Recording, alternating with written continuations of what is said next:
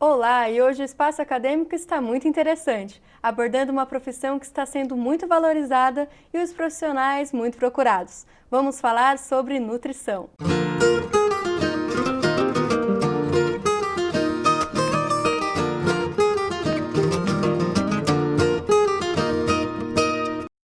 E recebemos aqui no estúdio a nutricionista Cláudia Soar, que é professora e coordenadora do curso de nutrição daqui da Univap. Obrigada pela presença e eu começo perguntando o que é nutrição. Muito obrigada pelo convite. Nutrição é uma ciência que estuda os alimentos, então ela vai estudar os constituintes dos alimentos, as substâncias, o que contém dentro dos alimentos.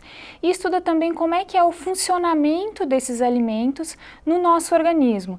Então, como é que a gente absorve o alimento, como é que a gente utiliza o alimento, o famoso metabolismo, como é que a gente excreta o alimento. Então, a nutrição ela consegue fazer uma junção da ciência que estuda os componentes dos alimentos e o funcionamento do organismo. E qual é a importância do nutricionista? O nutricionista ele é um profissional da área da saúde. Então, a gente está envolvido em todo esse processo que envolve a saúde e que envolve a doença. Então, como profissional de saúde, a gente tem um papel na prevenção das doenças. Então, a nutrição, o nutricionista trabalhando muito com os alimentos consegue, por meio disso, fazer a prevenção de uma série de doenças e também a gente faz a promoção da saúde, quer dizer, de que forma as pessoas podem ter uma vida mais saudável, uma alimentação mais saudável e com isso promover mais saúde. Então, o nutricionista dentro da equipe de saúde, como profissional de saúde, tem bastante destaque, porque tudo que envolve saúde tem a ver com alimentação. E como você enxerga essas dietas que são divulgadas na internet? A gente tem algumas coisas que são bastante interessantes e que são até recomendadas, né? O que acontece é que na internet a gente vê uma série de formas de divulgação das dietas que nem sempre são a forma mais recomendada. Então a gente vê desde dietas que excluem totalmente um tipo de alimento ou excluem totalmente um tipo de nutriente, até dietas que são mais equilibradas, aquelas dietas que vão considerar todo um conceito adequado de nutrição, mas de qualquer forma, independente de ser uma dieta da moda, que a gente chamaria assim dessas dietas muito excludentes ou muito radicais, a importância de se conversar com um profissional, com um nutricionista, para se entender a proposta dessa dieta é fundamental. Então, no meu ponto de vista, na verdade, a internet ela pode partir, né? A pessoa pode partir da internet para buscar, para ter essa vontade de mudar o seu hábito, de ter uma alimentação mais saudável. Mas é fundamental que ela procure um profissional, porque só esse profissional vai poder, junto com ela, traçar os objetivos e juntos atingir, então, essa meta que vai ser determinado durante essa conversa. Até porque cada corpo funciona de um jeito, né? Exatamente, a gente não consegue generalizar. Na nutrição, embora existam algumas recomendações que são gerais, os conhecidos guias alimentares, eles são recomendações gerais, mas que no momento que essa pessoa procura um profissional, ela vai ser individualizada, ela vai ser considerando características daquele indivíduo, daquela pessoa. Sim. Se é homem, se é mulher, muda, se faz atividade física, se não faz, se tem alguma doença, se não tem, né? Se tem predisposição familiar para alguma coisa, para alguma outra doença. Então, todas essas condicionantes são abordadas e são trabalhadas na hora da elaboração da dieta. E quando a pessoa não tem condição financeira mesmo de procurar por um nutricionista, como que ela faz para se manter saudável? Hoje em dia a gente já tem acesso a muito mais informação do que a gente tinha alguns anos atrás, né? Então, em vários espaços, em vários momentos, mesmo na formação, né, das crianças, por exemplo, a gente consegue identificar que os professores já estão preocupados em trabalhar a questão da alimentação, de trabalhar a questão da saúde. Então, já na escola, as crianças recebem orientações dos professores a respeito da alimentação. Então, essa via é uma via interessante das crianças levando as informações para os pais, né? Além disso, a gente tem hoje em dia um foco muito maior para a divulgação de informações relacionadas à nutrição. Então, mesmo em pessoas que não tenham uma condição, vamos dizer assim, econômica para ter uma alimentação perfeita, é possível que ela, aprendendo algumas coisas, faça escolhas mais saudáveis. Então, a gente pode até fazer trazer, né, uma outra discussão para essa conversa, que é, mesmo pessoas que têm uma condição econômica menos favorecida, vamos chamar assim, ela tem acesso a um monte de alimentos que a gente não recomenda. A gente tem oportunidade hoje no mercado de ter alimentos que não são recomendados, né? Então, por exemplo, refrigerantes ou salgadinhos de marcas que são mais acessíveis. Né? Então, a importância de a gente continuar promovendo a divulgação da informação a respeito de como se alimentar bem é muito importante. Isso a gente tem visto em várias vias, né? A própria televisão tem constantemente, durante a semana, se você for observar, tem vários programas que vão abordar a alimentação saudável. Então, a gente vê também, por exemplo, nas comunidades, as pessoas preocupadas em ter um jornal de bairro, ou ter alguma reunião semanal, ou mesmo naquele momento da igreja, né, no culto, enfim, de onde se pode tratar esse assunto e também se trabalhar um pouco mais a importância da alimentação. Então eu vejo que, independente, né, dessa condição do indivíduo, ele hoje tem muito mais condições de fazer as suas escolhas e fazer escolhas mais saudáveis. E como que o nutricionista lida com a cultura alimentar? Porque tem o pão na chapa, tem o churrasco no final de semana, feijoada. Como que vocês lidam com isso? Na nutrição, a gente tem essa preocupação mesmo de manter as características culturais, né? Então, é claro que existem algumas coisas que, na medida do possível, a gente vai tentando alterar, mas o Brasil, sendo um país, né, do tamanho que é, fica muito difícil você poder fazer um padrão do que é a alimentação adequada, porque a gente sabe que tem muitas variedades. É o exemplo mesmo que você deu, né? Então, se você pegar uma pessoa da região sul, ou particularmente um gaúcho, né? Ele vai ter um consumo de carne acima daquilo que é recomendado e muito diferente de uma pessoa de uma outra região que vai ter de alimentos mais do tipo raízes, né? Tubérculos. O pessoal do Nordeste gosta mais de macaxeira, gosta mais de aipim. Então, a gente precisa trabalhar mesmo essa coisa cultural. E a alimentação, a gente traz toda uma bagagem da formação do nosso hábito alimentar, que está envolvido lá desde o nascimento, né?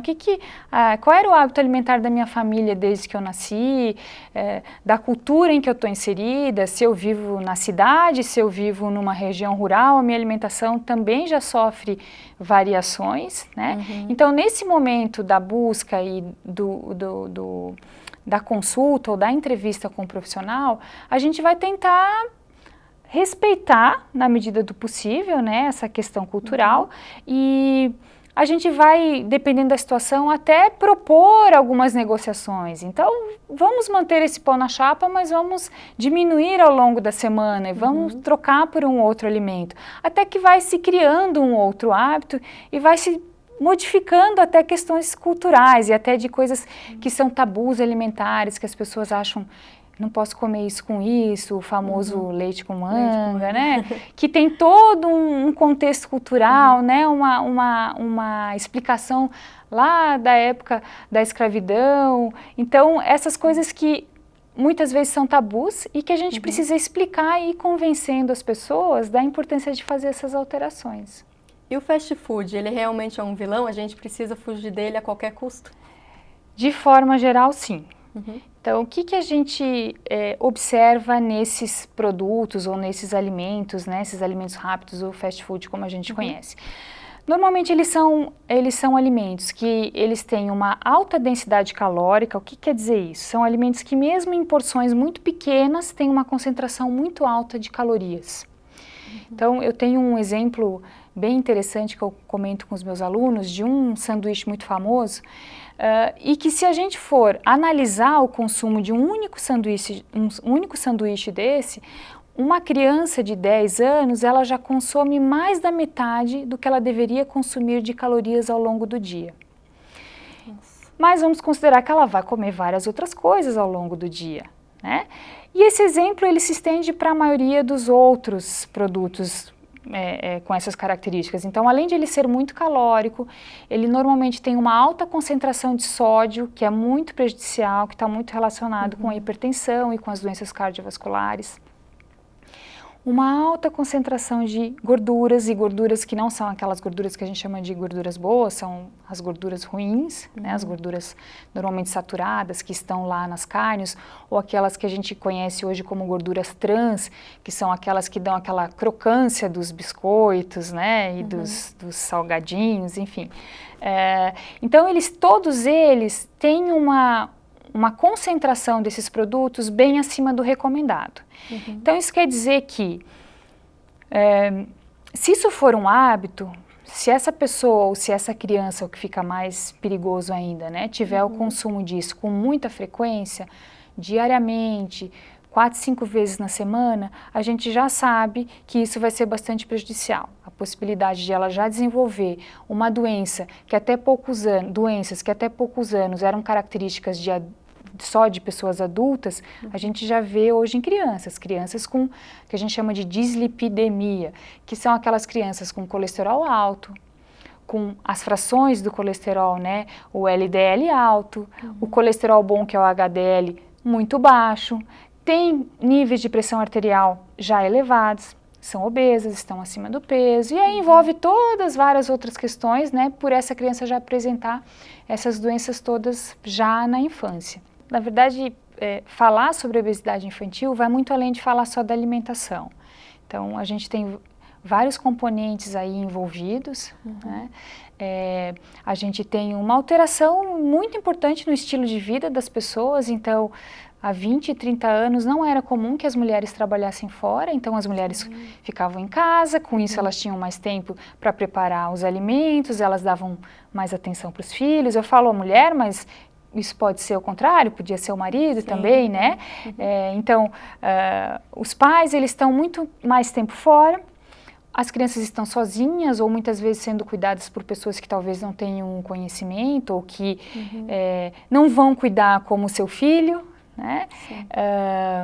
Fica muito mais fácil porque esses pais chegam cansados à noite e o que a gente vai comer? Vamos pedir um lanche, vamos fazer um lanche. Então tem várias coisas para a gente discutir a respeito dos contribuintes para a obesidade infantil. A gente não pode esquecer também a questão do sedentarismo, né? A gente vive um mundo hoje muito confortável, então a gente deixou de andar de ônibus, todo mundo tem carro, a gente deixou de andar de bicicleta, as pessoas iam para o trabalho de bicicleta, as crianças brincavam no quintal, iam jogar bola na praça. Hoje em dia ninguém mais faz isso, porque tem outras coisas que são bastante atrativas, né? E tem a questão da segurança. Então tem várias contribuintes aí para essa situação que infelizmente é uma situação bastante alarmante e preocupante no mundo todo. Você falou sobre o tempo. O tempo é realmente um obstáculo para se alimentar bem? Porque todo mundo usa esse quesito, né? Não tenho tempo para preparar uma comida decente para mim, enfim. Então, é realmente uma desculpa? Eu não concordo. Eu acho que talvez você não consiga enxergar, né, e as possibilidades para melhorar a sua alimentação, é como você disse, né, levando o tempo como aí o fator principal.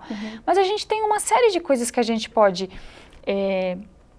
incluir no nosso dia a dia para incrementar, para melhorar a nossa alimentação. Então, por exemplo, a gente começar a ter o hábito de levar lanches mais saudáveis com a gente, porque às vezes a gente está no trabalho ou na rua e aí o que ficou perto, o que ficou próximo é uma lanchonete ou uma cantina que não vai ter aquilo que é mais saudável, né? Então, por que não carregar na sua bolsa uma fruta? Por que não você carregar na sua bolsa um pão integral com queijo branco, né? Se você tiver no seu trabalho um lugar que você possa guardar, eu acho que é uma questão de criar hábito. Por que você não pode deixar pronto alguma coisa para quando você chegar à noite já cansado, que já esteja pronto, que seja fácil de você reaquecer? A gente tem várias técnicas e formas de armazenar alimentos, congelar alimentos, descongelar. Então, essa parte também é responsabilidade do nutricionista. Informar você, ensinar as pessoas a preparar, a armazenar, a como depois você vai utilizar isso. Então tem uma série de coisas que talvez não sejam conhecimento comum e que aí acabam virando, né, desculpa e sempre relacionado ao tempo, mas com algumas dicas você consegue mudar bastante a sua alimentação. Agora a gente vai para um rápido intervalo, mas volta já já para conversar mais com a professora Cláudia sobre nutrição e o mercado de trabalho. Não saia daí!